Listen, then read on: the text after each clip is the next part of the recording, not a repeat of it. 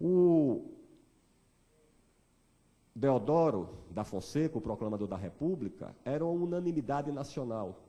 Um homem que dirigiu um processo de deposição de uma casa imperial, prendeu o ministro da guerra do imperador, prendeu a família real, baniu a família real sem que houvesse dado um único tiro.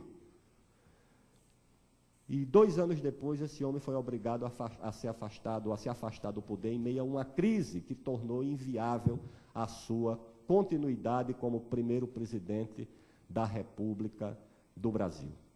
Aí nós temos o episódio de 30, de 54, o Getúlio Vargas, que foi qualificado pelo embaixador da Inglaterra como a maior raposa política do Ocidente, não conseguiu sobreviver à crise e à disputa que se instalou no país em agosto de 54.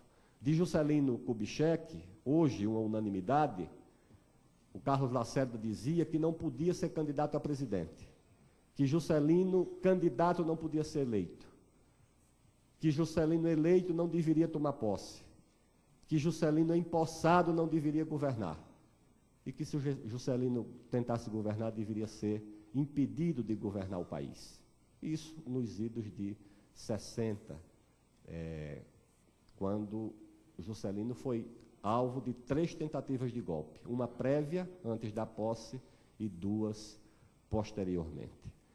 Quando nós tivemos, depois 64, onde o presidente da República, que perdera apoio parlamentar, porque o PSD tinha o seu candidato à presidência da República, que era o próprio Juscelino, sem base parlamentar, sem base política, o presidente João Goulart foi deposto. E mesmo nos governos militares, o mais forte e o mais talentoso deles, o general Ernesto Geisel, foi alvo também de uma tentativa de sedição político-militar que tentou apiá-lo do poder. E o que é que explica, então, esses choques e esses confrontos?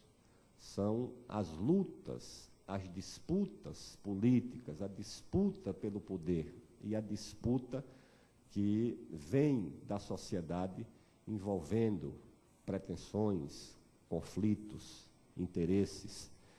E a relação com o legislativo é sempre uma relação tensa, porque também no legislativo, até de forma mais distribuída, essas pressões estão sempre presentes. No caso do Deodoro, foi exatamente a perda do apoio parlamentar, a derrota de um projeto do governo que desencadeou a crise e a fragilização do processo. E nos outros episódios, tanto também do Juscelino, quanto do Getúlio Vargas, quanto do João Goulart, foi também a ausência de uma base parlamentar e de uma base política sólida que conduziram a crise e o desfecho do processo. Mesmo no caso do presidente Fernando Collor de Mello, é preciso se dizer, passados mais de 10 anos do episódio, que a tragédia do primeiro presidente civil eleito no Brasil, depois dos regimes militares, começou exatamente quando ele tentou formar uma base política própria, elegendo governadores de sua confiança no pleito de 1990. É bom lembrar que o presidente Collor foi eleito numa disputa decidida nas ruas, pelos eleitores. Não tinha uma estrutura política. O seu partido era quase um arremedo de partido, sem lideranças expressivas, que era o PRN. Não tinha uma base de governadores. Quando ele tentou formar essa base, iniciou o caminho da sua derrocada, porque afrontou esquemas políticos pré-existentes, além também dos erros que conduziram e que presidiram a instalação da comissão processante que levou ao impedimento do presidente da República.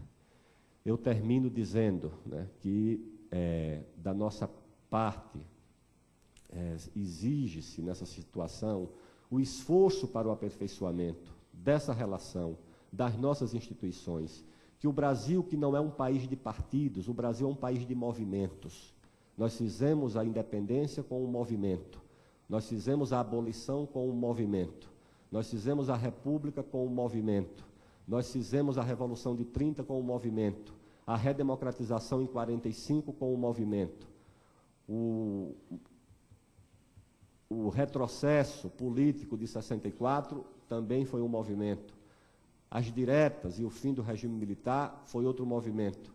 E o presidente Lula, rigorosamente, presidiu e preside muito mais um movimento sob a sua liderança do que propriamente uma coalizão de partidos sólidos, doutrinários, porque o próprio partido do presidente, é bom recordar, elegeu o presidente da República em 2002, mas elegeu 3 governadores do Acre, do Mato Grosso do Sul e do Piauí, e os estados economicamente mais fortes e mais populosos, só para citar o exemplo de Minas e São Paulo, ficaram sob o comando da oposição.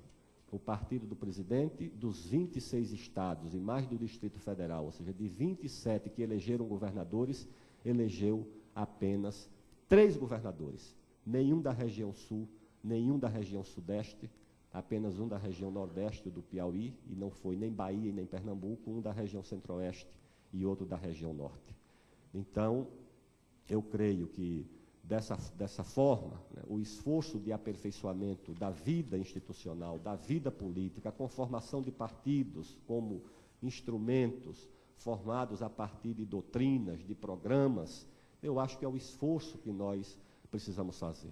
Mas pensar que essa responsabilidade é apenas dos partidos é um engano. Eu dizia aqui ontem à noite, né?